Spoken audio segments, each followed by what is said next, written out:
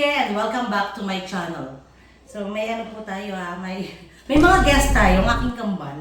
Ayaw nilang umalis eh. Kaysa mag-iyakan, hindi ako makakapag-vlog. So nandito sila.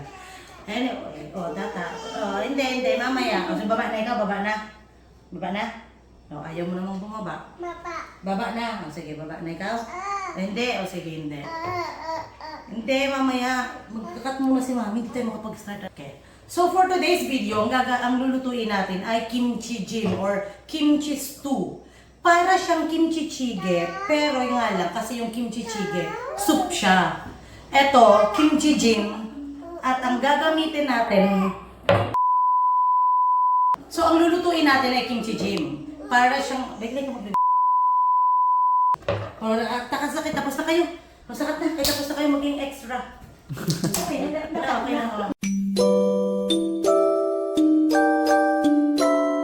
Yan, wala na tayong guest.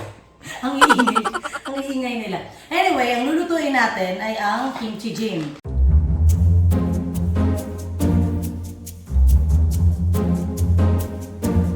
Tulad ng sinabi ko kanina, hindi siya kimchi jjigae kasi yung kimchi jjigae, soup siya. Ang kimchi jjigae is Korean stew.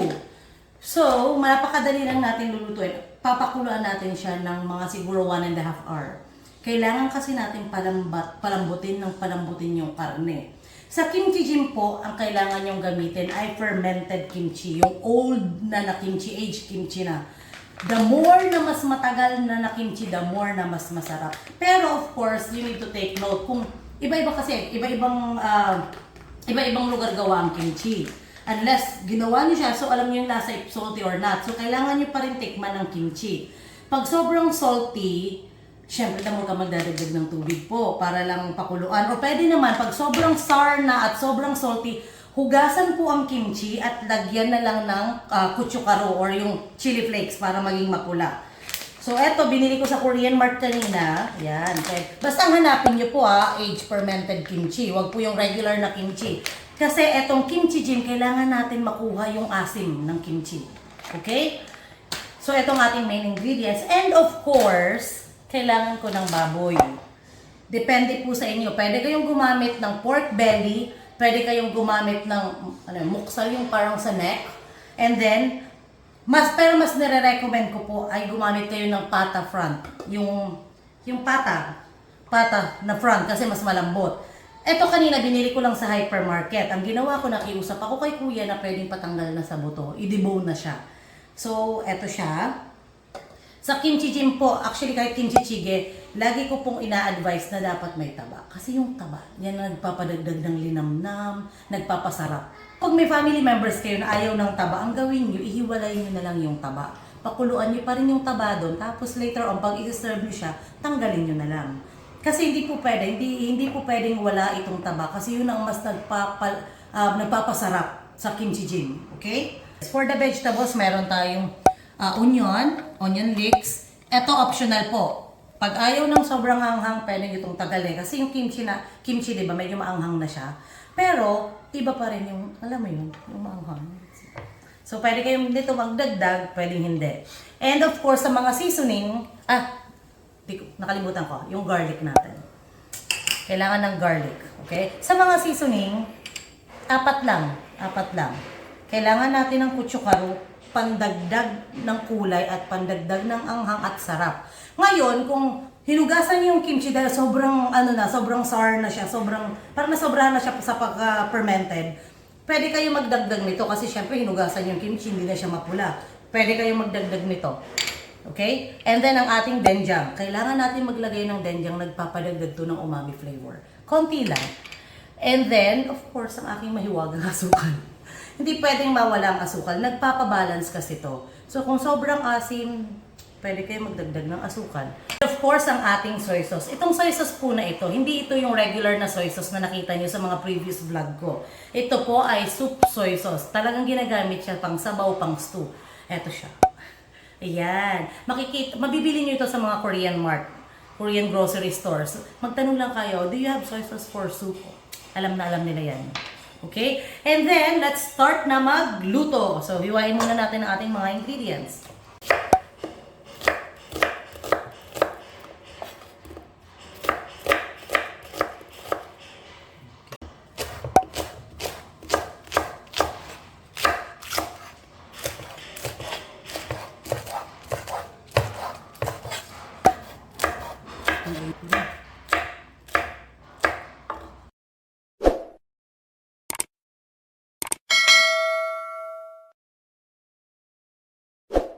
So ayan, hihiwain na natin tong ating karne. Itong pata from, pwedeng pork belly, sabi ko nga kanina, basta may taba. Anyway, hindi ito katulad ng kimchi jjigae ha. Kasi yung kimchi jjigae, di ba, bite size, yung parang pag kumuha ka, diretsong subo. Ito po ay malalaki. Kailangan malalaki ang hiwa dahil papakuluan natin siya, and then pag sinerve siya, ginugupit yon bago kainin. Yun ang, alam mo, pandagdag arte. So, let's start. Okay, so ito na yung ating hiniwang baboy. As you can see, malalaki siya. Ayan. Papakuluan natin to ng siguro 1.5 hour. And then, pag sinerve natin, ganito rin siya at gugupit-gupitin lang. Okay? So, let's start cooking. Ayan. So, ilagay lang natin muna yung ating kimchi dito. Ayan. Yung kimchi po, kailangan buo ha, hindi po yung nakahiwa na. Isang buong ilalagay natin. Okay. And then, lalagay natin ang ating mga baboy. Yan, ating mga baboy. Yan. And then, papatungan natin siya ng kimchi ulit. Yan. Yan. Ilagay ang sabaw ng kimchi. Ilalagay lang natin lahat ng ingredients. Okay? Mag-iiwan lang tayo ng pang toppings mamaya pagluto na. Okay? Ilagay lahat ng ingredients. Tsara pala. Yan. Ilagay ang soy sauce. Kutsukaru mix. Garlic. Okay? Ang ating doenjang. Lagyan natin dito. At ang sugar. Okay. Mamaya po, pag pinakuluan natin, pag kumulo na siya, tikman nyo muna para ma-adjust nyo yung seasoning. Okay? And then, lagyan natin ng tubig hanggang sa level ng kimchi.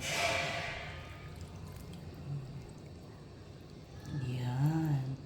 Yan. And then, pakuluan na natin. One eternity later.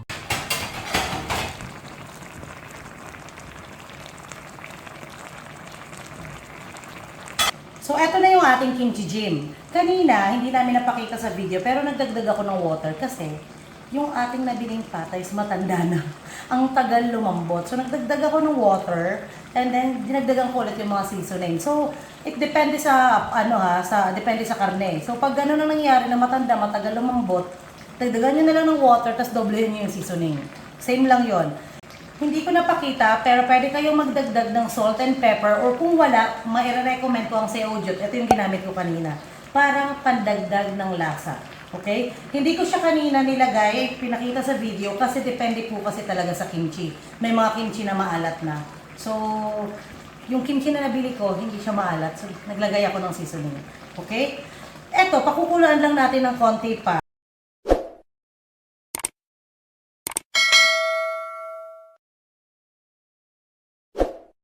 So, eto na yung ating kimchi jjigae. Tikman natin. Napaka-ano nito, napakalinamnam. So, ito yung ating pork. O, tignan mo. Show mo. Dahil 1.5 hours natin yan, nagtatanggalan na siya. Ayan. Kuha lang kayo ng konting pork. Ayun.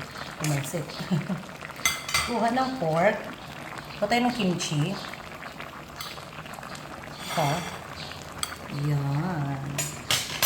Tapos, i-roll nyo siya. Yung nakuha kong kimchi, yung kaputol.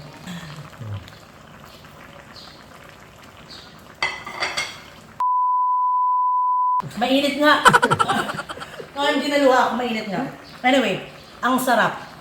Maasim siya kasi old na yung kimchi.